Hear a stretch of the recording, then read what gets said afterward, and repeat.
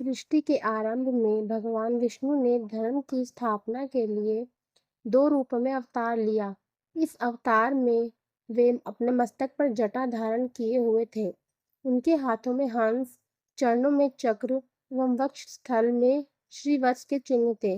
उनका संपूर्ण वेश तपस्वियों के समान था। धर्म ग्रंथों के अनुसार भगवान विष्णु ने नर नारायण के रूप में यह अवतार लिया था। प्रथम अवतार नर नारायण अवतार जो कि अक्षय तृतीया पर हुआ। दूसरा हयग्रीव अवतार। धर्म ग्रंथों के अनुसार एक बार मधु और कैटभ नाम के 2 शक्तिशाली राक्षस ब्रह्मा जी से वेदों का हरण कर रसातल में पहुंच गए। वेदों का हरण हो जाने से ब्रह्मा जी बहुत दुखी हुए और भगवान विष्णु के पास पहुंचे। तब भगवान ने हयग्रीव अवतार लिया। इस अवतार में भगवान विष्णु की गर्दन और मुख घोड़े के समान थी।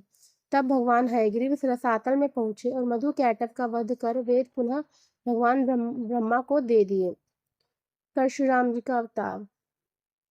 हिंदू धर्म ग्रंथों के अनुसार परशुराम भगवान विष्णु के प्रमुख अवतारों में से एक थे। भगवान परशुराम के जन्म के संबंध में 2 कथाएं प्रचलित है।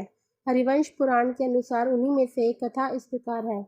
प्राचीन समय में महिष्मती नाम नगरी पर शक्तिशाली हयवंशी क्षत्रिय कार्तवीर्य अर्जुन का शासन था। वह बहुत अभिमानी था और अत्याचारी भी। एक बार अग्निदेव ने उससे भोजन कराने का आग्रह किया। तब सहस्त्रबाहु ने घमंड में आकर कहा कि आप जहाँ से चाहे भोजन प्राप्त कर सकते हैं, सभी और मेरा ही राज है। तब अग्निदेव ने वनों को जलाना शुरू कर दिया। एक वन में ऋषि आपस तपस्या कर रहे थे। अग्नि ने उनके आश्रम को भी जला डाला। इससे क्रोधित होकर ऋषि ने सहस्त्रबाहु को श्राप दिया कि भगवान विष्णु परशुराम के रूप में जन्म लेंगे और न सिर्फ सहस्त्रबाहु का ही नहीं बल्कि समस्त क्षत्रियों का सर्वनाश करेंगे।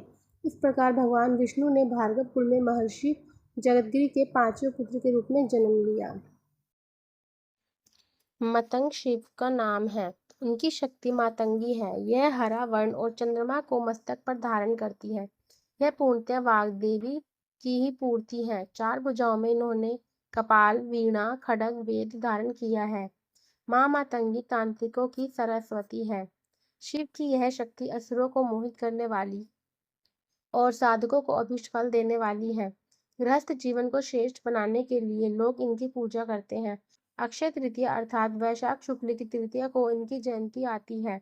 एक बार भगवान विष्णु माँ लक्ष्मी के साथ कैलाश पर्वत भगवान शिव व माता पार्वती से मिलने गए। भगवान विष्णु अपने साथ भोजन भी लेकर गए जिसे उन्होंने शिव व पार्वती को खाने के लिए दिया। जब शिव व पार्वती उस भोजन को खाने लगे तो थाली में से कुछ भोजन का अंश धरती पर गिर गया। भोजन के उन्हीं जूठन अंश में से माँ मातंगी का जन्म हुआ। इसी कारण माता रानी के मातंगी रूप को हमेशा जूठन का भोग लगाया जाता है। जूठन में से उत्पन्न होने के कारण उनका एक नाम उच्छिष्ट मातंगिनी ही पड़ा, अर्थात जिससे बचे हुए भोजन या जूठे का भोग लगाया जाए।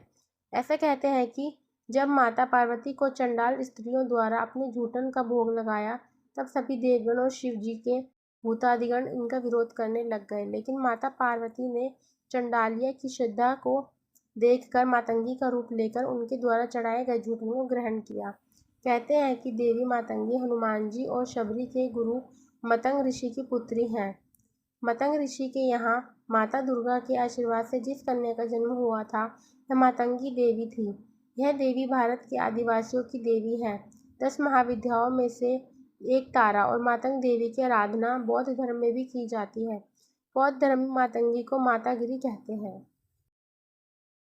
ऐसे ही धार्मिक, पौराणिक त्योहारों से संबंधित जानकारी तथा कथाओं के लिए हमारे चैनल को ज़रूर सब्सक्राइब करें तथा बेल आइकन प्रेस करना ना भूलें। लाइक करें, शेयर करें एवं कमेंट्स में राधे राधे जरूर लिखें। जय माता दी। राधे राधे।